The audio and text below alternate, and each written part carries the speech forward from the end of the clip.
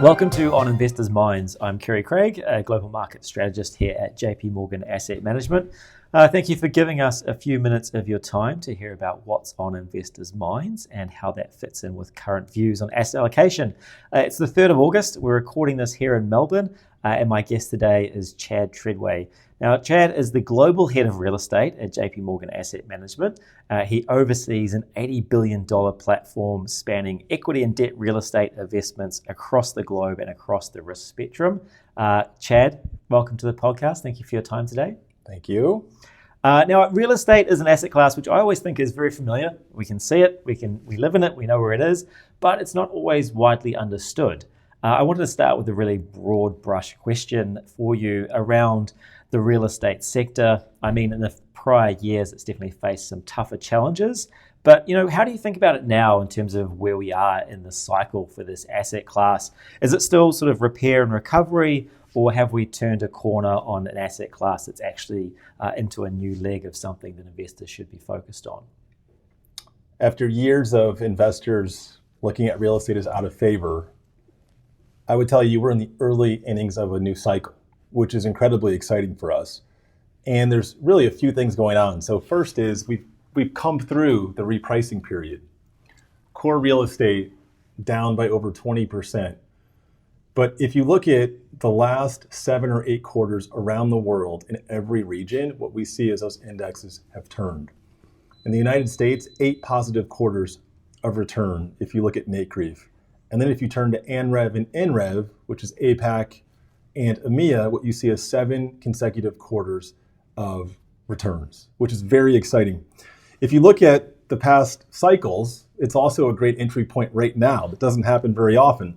So coming out of the early 1990s correction, the subsequent bull market for real estate ran for 13 years. You got an equity multiple of over 4 times.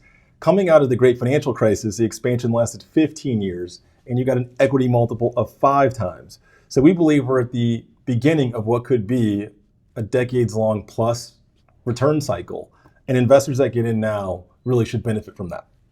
And it's a great segue to the common question we get around real estate. And that's obviously thinking about the cost of debt, where we are in the rate cycle as well. The fact that risk-free rates are much higher when we look across what developed market central banks are doing.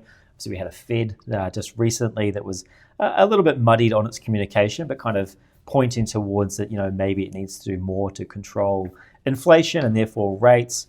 When we think about the expectation for interest rates and how that impacts the real estate cycle, is that something that you're mindful of, or do you think there's better drivers that sort of overcome that rates outlook? So rates are very interesting and central to real estate investing. What most people don't know, and we studied this over the last 50 years, is that rates, the 10-year treasury is actually positively correlated to returns. So what that means is as the 10-year treasury actually goes up, real estate returns over time track that, which is pretty amazing. The correlation that we found is really around the consumer. So if inflationary pressures are because retail spending is good, employment is strong, people have jobs and they're working, tenants are spending. And that's translated into high returns. In fact, 85% of the time when rates go up, returns are positive for real assets. And so higher rates for longer actually creates an opportunity for real estate. What happened in 2022, when base rates went from almost nothing to over 5, 6, 7, or 8%, depending on where you are in the world, was an anomaly. And if you look at JP Morgan's long-term forecasts, we just don't think we'll be in that scenario anytime soon. And exactly that. If you think about the yield curve, the longer term premium going up, that's really a reflection of better growth, and you get that better inflation from it. So you get that positive movement in terms of what we've seen in terms of a really resilient US economy and still global economy, given all the shocks that we've faced this year. Consumers that, remarkably just continue to spend regardless of, how much the cost of living pressures coming in, supported by fiscal support from, the One Big Beautiful Bill Act and others. But certainly in our mind, when we look at the global economy, there's, limited signs of recession. I think we would stand out as thinking about slightly more pressure on inflation. That's the thing that really does stand out for us. But again, real estate, we think about a through the cycle inflation hedge because of those things you've just mentioned there. So a lot of what we're seeing in terms of investor interest in real estate, I guess, is about the inflation cycle as well and looking for ways to hedge out that risk overall. Now, again, moving away from one of the rates and market outlook to thinking more around some of the bigger drivers at the moment, the industrial sector. A few years ago, we were all talking about e-commerce, how that was changing the landscape for real estate, what it meant for warehouses and demand for there. Now we're thinking about it in a slightly different way as it comes back to AI and how that is shifting the industrial sector. Can you outline how you think about AI and demand really impacting real estate overall? And what does this mean in terms of opportunities or any concerns perhaps that may be filtering through in terms of what that AI-driven demand may be looking like? It seems like anytime you open up the Wall Street Journal, turn on Bloomberg or CNBC, you hear about data centers and you hear about AI. Two things to think about when you think about data centers, which is one, they're incredibly large. So the average data center is over $1 billion in total value. 2/3 of the actual value is in the power and what sits inside of the data center and is not the actual real estate. So we've taken an approach that our investors have a lot of tech exposure and they don't need more. And so we also want to have liquidity and we don't want to have technological change. So instead of focusing on a data center in the traditional sense, we focused on power, which is a need that we need really across the world, and it's very acute in the United States. And to your point, the way people look at industrial is evolving. So we've taken the power theme and we've really used it with industrial manufacturing. And the way we look at it is 4,000 amps of power is a line of demarcation for what makes an advanced Gen 2 manufacturing facility. And we see tenants like Hadrian or Anduril, who are next generation defense contractors in the United States. That's who's really utilizing power, but they're doing it in an advanced manufacturing format. We see the return threshold to be much higher in facilities like that versus what we can get today in a data center asset.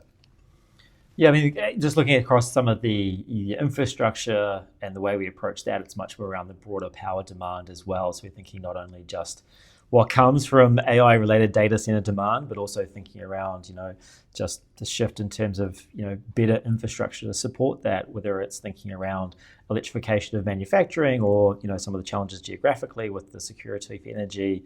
It does seem that there's a bigger investment theme around power, regardless of the asset class that you tend to play it through. Now, that advanced manufacturing, does that a feature of what we're seeing change when it comes to the US because of onshoring of supply chains that we've seen across the APAC region for the last couple of years? Is that another feature that's really coming through? You don't hear that much about it in terms of what we'd expect to be a relatively slow moving trend, but is that another reason why you're seeing this demand for the advanced manufacturing side? In the United States, we see a need for onshoring, for sourcing critical industries from within the United States around the world. While they may not be as many advanced manufacturing assets, we still do see nearshoring and onshoring and the need for logistics. Traditionally, over the last 10 years, you saw large format logistics spaces, million square foot boxes in tertiary locations really around the world. What we see today is that industrial assets are getting closer to consumers. So much smaller, more nimble. But again, the power theme across the world for that manufacturing space is one that we believe resonates really in all regions. Yeah, certainly companies and businesses are trying to mitigate that risk of being too far from the consumers, having that supply chain crunch really come through. And again, that's coming through from the US, but also in many other markets that we look at as well. Shifting gears a little bit towards another area of the real estate market, office. Obviously, a lot of people have a strong opinion about the office space. What's your honest read on what's happening in office, whether it's in the US, in New York, where you're based, or somewhere else? Is there actually a genuine recovery? Because we look at some of the data points coming to in terms of transaction volumes, absorption rates, they kind of point in the right direction, but maybe a little bit tentative still. Is there that bifurcation in the market still between a trophy asset and the rest, or how is office actually evolving at the moment? For office, it's haves and have-nots. So for those of us at JP Morgan around the world, we are in the office 5 days a week. And what we see is whether you're in Paris or you're in Asia or you're in Australia, where I'm at today, office is taking up really around the globe, and just in terms of people coming into the office.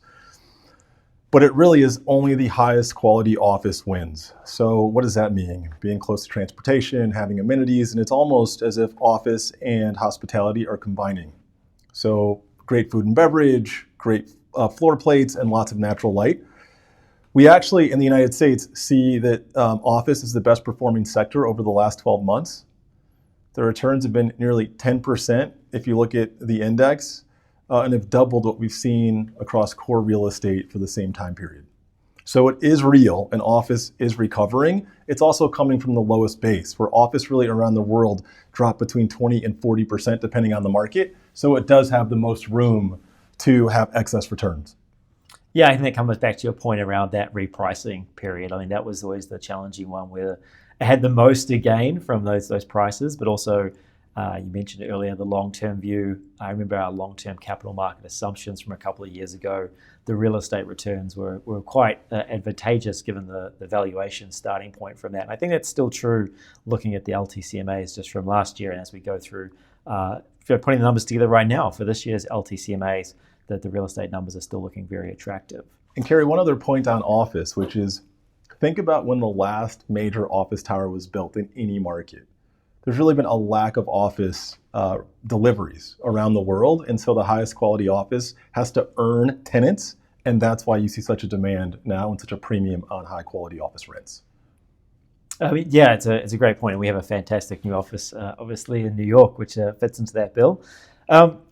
If you could think about, building that portfolio of real estate assets, when we think about the different sectors, whether it's industrial, whether it's office, whether it's residential, retail, how do we think about what the assets are that you want to own versus the ones that you don't want to own? Is there still that clear, I want to own industrials, but don't want to own retail? Or is the market changing in terms of how you'd approach it on a sector allocation? I would tell you investor sentiment around the world is changing. All of our investors fall into two buckets. So bucket one is going to be timing. Can I buy core real estate opportunistically and ride the cycle up? Or they'll look for cash flow. Could I invest in Japanese multifamily where I can get very stable cash flow that grows over time? Or could I invest in a net lease asset that gives me contractual rent increases over time? So let's touch on that net lease, because that's a really interesting approach to the market that seems relatively new, but also gaining a lot of investor attention. Maybe you could just briefly outline what a net lease strategy is and why it's become so prominent. So net lease is a capital strategy that a number of tenants employ for growth. And typically what it means is a company will sell an investor a manufacturing facility or their headquarters a piece of real estate, but at the same time they will lease it back over a long period of time. For the company, it gives them liquidity to grow, and for the investor, it gives them a long-term cash flow stream. The net lease that we embark on in my group are absolute triple net leases, meaning the landlord is not responsible for taxes, insurance, or maintenance. That falls on the tenant, which is also a great inflation hedge for us. And companies, specifically in manufacturing, where we see most of the activity, have such growth needs that having an illiquid asset like real estate just doesn't work for their business model over time. Mathematically, it's better for them to have liquidity and to grow. And so that's why we see such demand in net lease today. Yeah, much better use of their balance sheet as they think about, why do I need to own this big heavy asset where I can just lease it back? And I assume that those are fairly long-term leases that they put in place. So you get therefore steady cash flows for the investors that come off them, and very good counterparty risk associated with them as well. It's typically a 20-year net lease with 2 to 3% annual rent increases, which is amazing. And it's a win-win for the investor and the company. We tend to focus on companies that are fast growing, and we tend to focus on their headquarters property or a significant facility within their network, which has been great for our investors as well. And does that happen within a particular sector, or do you see that being a diversified strategy you can play across different real estate sectors? It's diversified in terms of industry, but it's mainly focused on manufacturing and logistics across different industry groups. And so another way to, again, build in that diversification within that real estate portfolio. So as you talk to a lot of investors around the world, and you obviously meet with a lot of CIOs, Are the trends that you see in the US the same as what you see around the world? Are they resonating, or is it every market has its own nuance that investors are thinking about operating within? And in that, like, what opportunities do you really see on a global basis? I think in large part, investors around the world, the smartest investors understand that when you have market disruption, the time to go in is right after that. So globally, we see investors allocating into real assets because the time is right. I would tell you, market by market, what we're finding is most investors want more diversification than they ever have. It's geopolitical risk, it's inflation risk. There's so many things happening today that we're seeing investors move towards more global solutions, where they're focused on cash flow, inflation protection, and really diversification around the world. I mean, that is always the best time to invest is when the markets are at their most volatile. And that's also the most difficult time to have the conviction around investing and actually putting that money to work. But that is the challenge of investing, having that conviction. If I can extend that question, and this may seem a little unfair, but I think, what do you think is the biggest mistake that people are making when it comes to the real estate market and investing, or is it just not investing? Kerry, I think the biggest job I have is educating investors on why they should begin dollar cost averaging into this market. So there's two mistakes. One is putting all your chips in to real estate right now, or two is doing nothing. And so our approach has really been to explain to investors where we are in the cycle, but also understanding that real estate cycles can be 10 to 15 years. And the best approach in a market that's as volatile as we have today is to be dollar cost averaging every quarter or every year into real assets for all of the benefits that we've talked about: diversification, inflation protection, and cash flow. Yeah, I mean, when we think about the alternatives world more broadly within JP Morgan Asset Management, we use this acronym. It's AID, it's Alpha, it's income or inflation protection and diversification. And certainly when it comes to real estate, you're ticking maybe 2, 3 of those boxes: income, inflation protection, and diversification. If I look at the way that public markets are behaving with the correlation between stocks and bonds, some of these concerns around the rising concentration risks around AI, and just how dominant it's becoming within equities and slowly in bond markets. I mean, that broadening out into the alternative space, into even within alternatives across the base of real assets, becomes more and more appealing. Chad, thank you so much for your time today. Very much appreciate it. For those who have listened, thank you so much for your time as well. If you enjoyed this podcast, please share it with your colleagues or considering subscribing for future episodes. Any questions, feel free to reach out to your JP Morgan representative. And we hope you join us for the next podcast. This content is a general communication being provided for informational purposes only. It is educational in nature and not designed to be taken as advice or a recommendation for any specific investment product, strategy, plan, feature, or other purpose in any jurisdiction, nor is it a commitment from JP Morgan Asset Management or any of its subsidiaries to participate in any of the transactions mentioned herein. Any examples used are generic, hypothetical, and for illustration purposes only. This material does not contain sufficient information to support an investment decision, and it should not be relied upon by you in evaluating the merits of investing in any securities or products. In addition, users should make an independent assessment of the legal, regulatory, tax, credit, and accounting implications and determine, together with their own financial professional, if any investment mentioned herein is believed to be appropriate to their personal goals. Investors should ensure that they obtain all available relevant information before making any investment. Any forecasts, figures, opinions, or investment techniques and strategies set out are for information purposes only, based on certain assumptions and current market conditions, and are subject to change without prior notice. All information presented herein is considered to be accurate at the time of production, but no warranty of accuracy is given, and no liability in respect of any error or omission is accepted. It should be noted that investment involves risks. The value of investments and the income from them may fluctuate in accordance with market conditions and taxation agreements, and investors may not get back the full amount invested. Both past performance and yields are not reliable indicators of current and future results. JP Morgan Asset Management is the brand for the asset management business of JP Morgan Chase and Company and its affiliates worldwide.